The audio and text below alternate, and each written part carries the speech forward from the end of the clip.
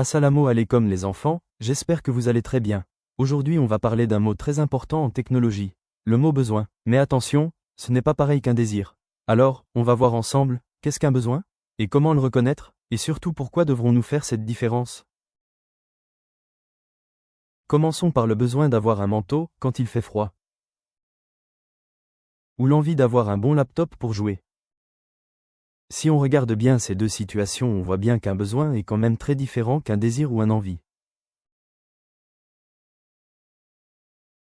Un besoin est indispensable pour vivre et pour fonctionner. Tandis que le désir est considéré comme quelque chose d'agréable, mais il n'est pas nécessaire comme le besoin. La question qui se pose, comment faire cette différence, et surtout pourquoi nous devons la faire? Voici quelques exemples. Nous sommes tous d'accord que lorsqu'on mange ce que nous aimons quand on a faim, c'est très agréable. On peut bien désirer de manger quelque chose. Mais avant tout, on a besoin de manger quand on a faim et si on ne le fait pas, c'est dangereux pour notre vie. C'est pourquoi malgré qu'il y a grand désir dans le fait de manger, la nourriture, elle, est considérée comme un besoin vital pour nous. Alors on parle ici d'un besoin physiologique.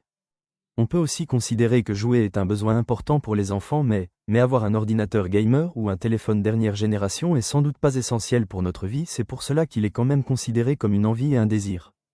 Des fois on observe des enfants qui passent leur temps à demander leurs parents d'acheter du matériel très cher pour simplement jouer en croyant qu'il a vraiment besoin de cela pour être heureux. Tandis que c'est complètement faux, c'est son désir qui le contrôle et lui fait croire que c'est un besoin vital. Une question.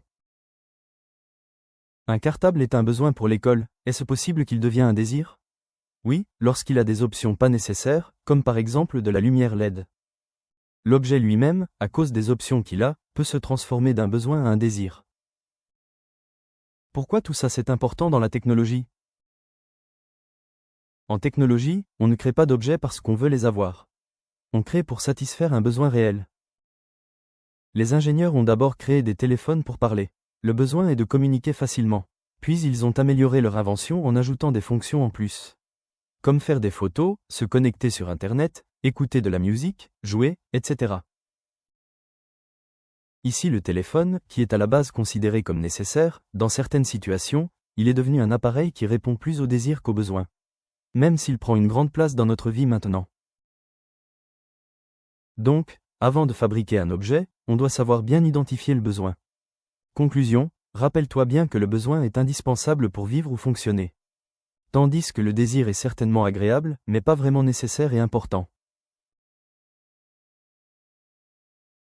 Allez, à toi de jouer maintenant.